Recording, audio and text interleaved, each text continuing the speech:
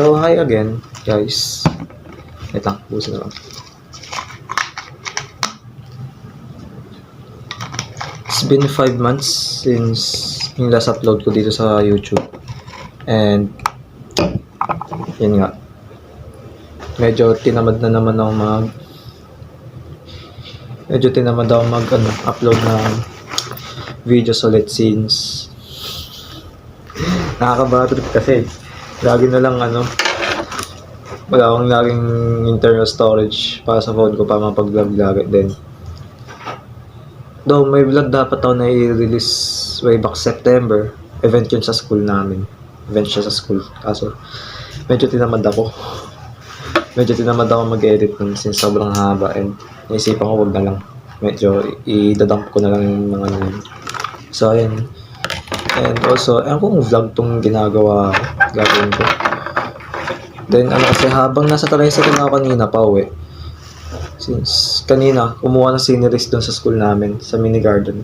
Kumuha ng sceneries doon. Then, so, ba't di ko naisipang gumawa ng ganun type ng video? Like, I'm gonna call it All Tapes. Ganun. All Tapes, chapter 1, ganito ganyan. Yun, so, tingin ko ito magiging chapter 1 nun.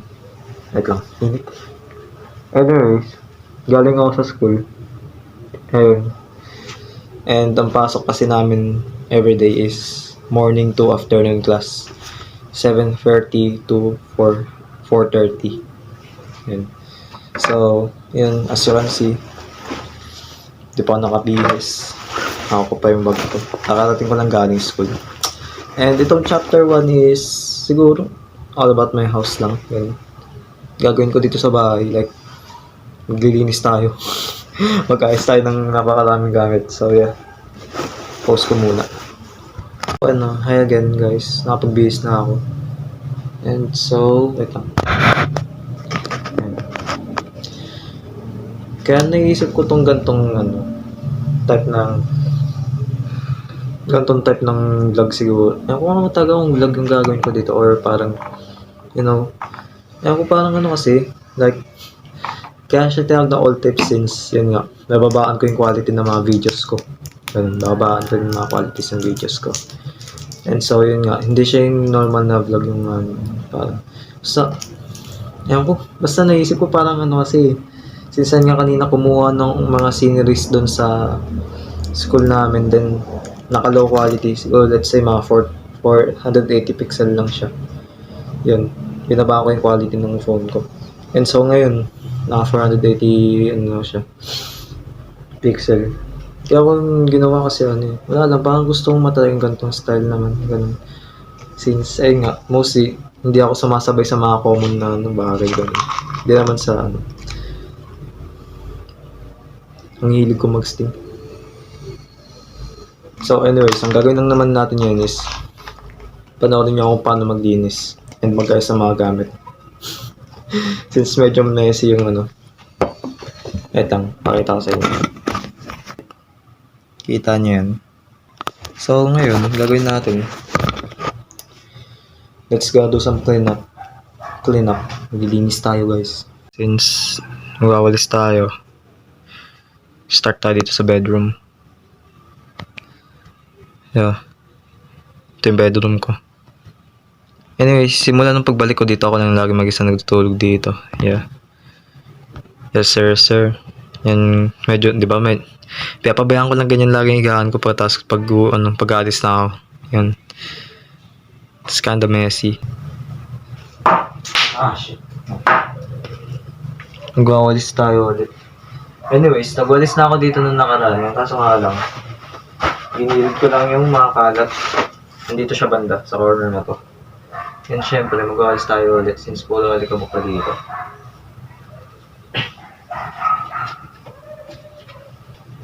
Diba? See this? Tagal nang nakatenga na ito dito sa higaan ko. Ngayon ko lang inalis. And also, pinagupitan ng pantalon ko. Mahilig kasi akong bawas ng pantalon pag masyadong mahaba. So, sabi ko natin yung bag. Turo sa akin ni mama to kaso nga lang hindi ko nagagawa dito. Sorry, ma. Ah, anyways, here's my piggy bank, as you can see. Puro bariya yung loob syempre. Konting papel ganun. Also, medyo inalikabok na rin siya. See this? See this? Yeah. Look at the eyes. Angas ba? So, yeah. Nakahanap talaga ng kwarto. So, yeah. Let's get started. Start na tayo. Saan hindi nakita sa video na kasi. Kinahinisan ko lang din kasi dito sa kwarto na to kasi minsan papasok yung mga langgam dito pag gumagawa ng basurahan, ganun. Lalo dito banda. Kung gumagawa yung mga langgam.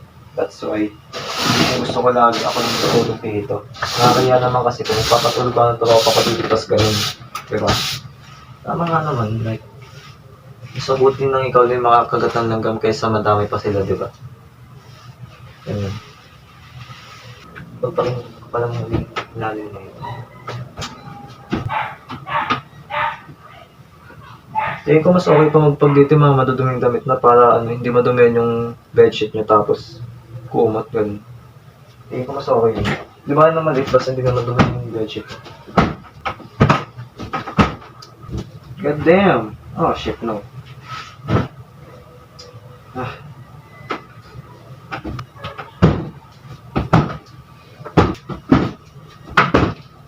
Tatanggalin ko muna yung mga unang dito sa higaan ko.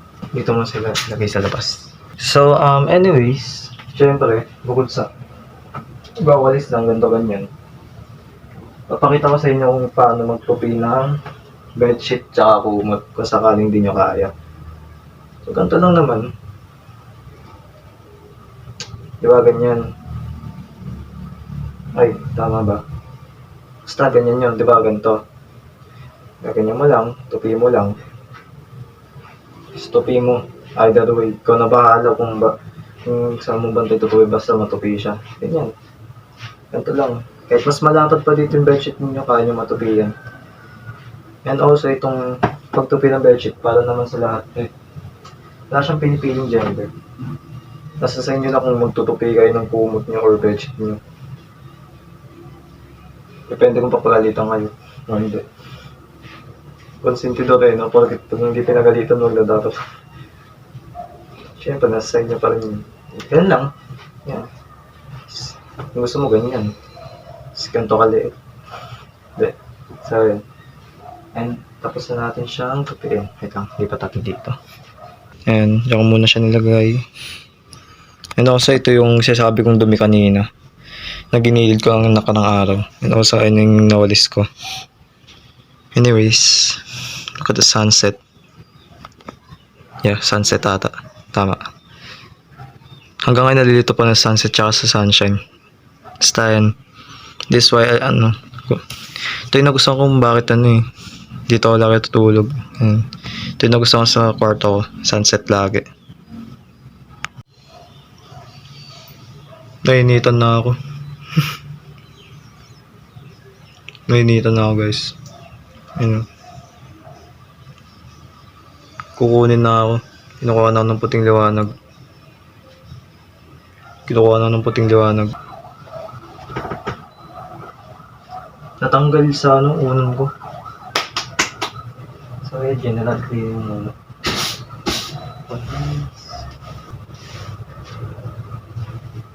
Nga pala, dito pa pala.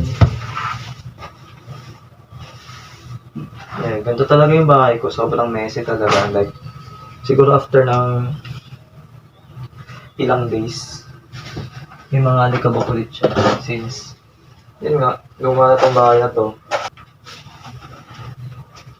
Tsaka ang problema lang kasi dito, puro agyo. Yun ang problema dito. Medyo maraming agyo, ganun. Tapos mabilis magkaroon ng alikabok. Since, pag umahangin, pumapasok yung mga kuha ng elemento dito sa loob. Nakakabakit. Kung tutuusin.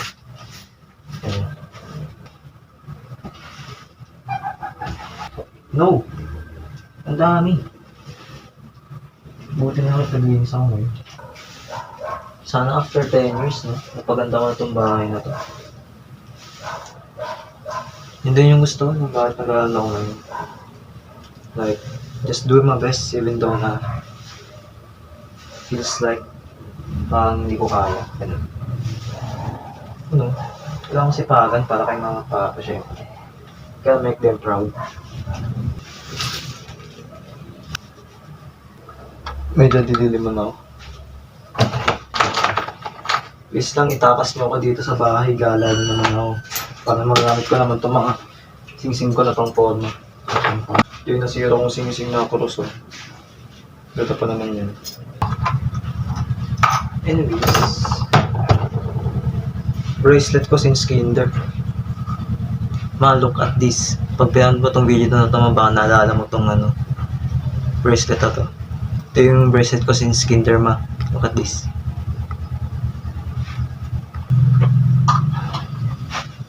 Mga pabango na hindi na nagagamit. Bigay sa akin ni mama. Hanggang ngayon hindi pa rin ubos. Anyways. Medyo mabango pa naman. Or not. Hindi na pa. Kuromi. Shiwigling. Nag-wiggle siya. Ballpen na ninakaw ko. Sensya na guys. Sa mga classmates ko dyan sa Wii. Ito nga pala sa water gun ko, no. Yung water gun ko na bulok, hindi gumagana. Ito. Automatic water gun ko kaso bulok, hindi gumagana. Nascam ako ng seller. Sayang pera ko. Ayos ko.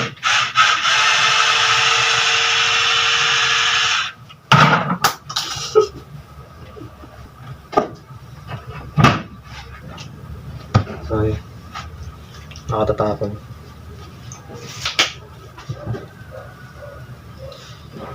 So anyways, papakita ko sa inyo kung gaano ko bumibili sa pagkakas. You see that? Halata yung alikabok sa video.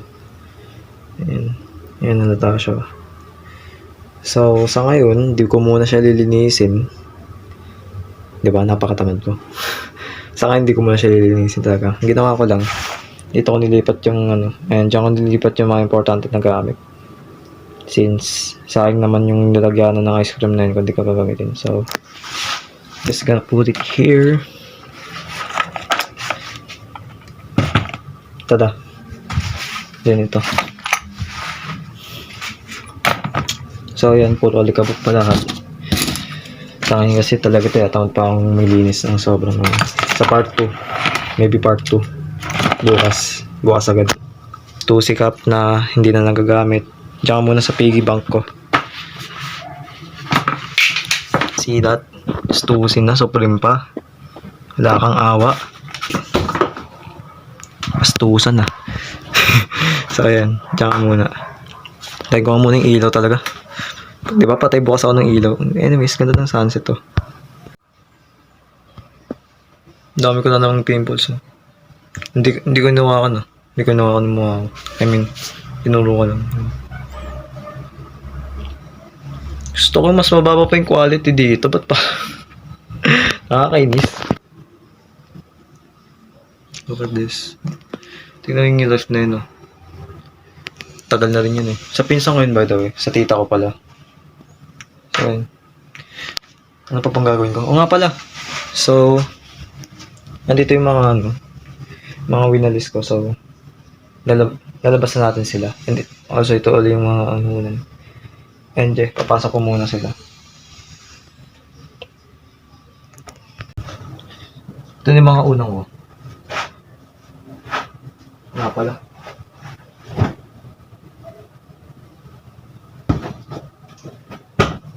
I hate bugs. Alam niyo ba yun?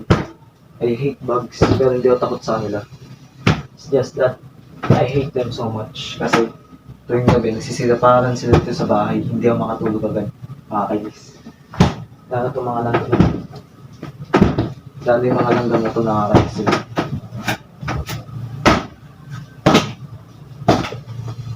Ito lang yung ayaw ko dito. Nilalanggam ng madalas. Is it because napaka-sweet ko? Kaya nilalanggam ako.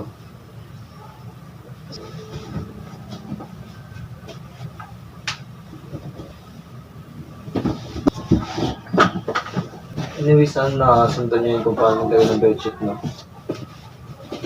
Para sa mga hindi marunong gano'n, like, sana sundan nyo mga paano. So, yeah. Yan. Next na natin yung ulo. Ang init talaga.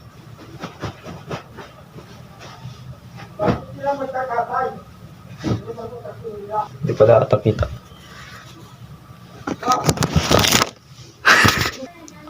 And as I've expected, hindi siya kita dito, yung bandang, yung sa part na yun.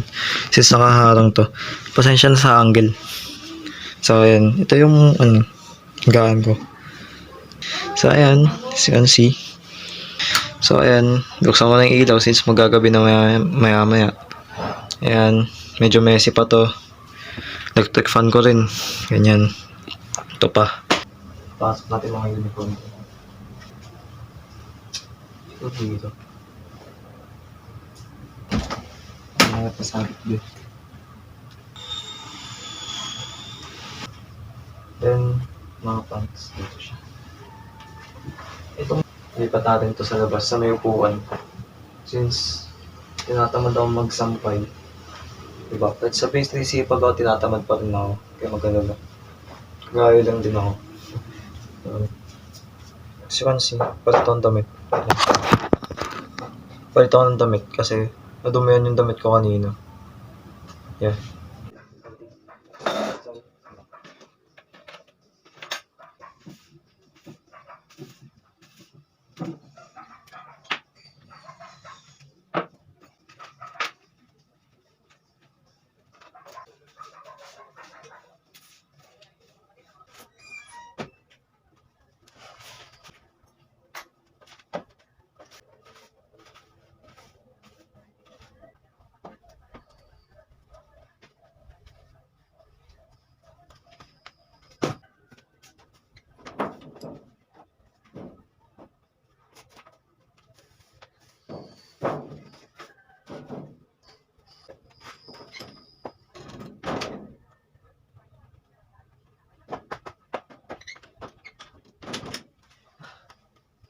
So, ayun, tapos na yung chapter 1.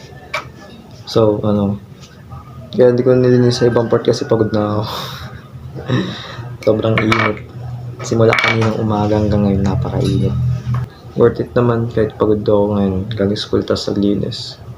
Okay pa rin. Okay pa rin. So, yeah, that's it for today's... Hindi ko alam kung vlog ba talaga to. Tama, vlog siguro. Vlog pa rin. Pero I'ma call this old tapes. Old tape chapter kasi tingin ko maganda to panoorin after 10 years. That's it. Bye.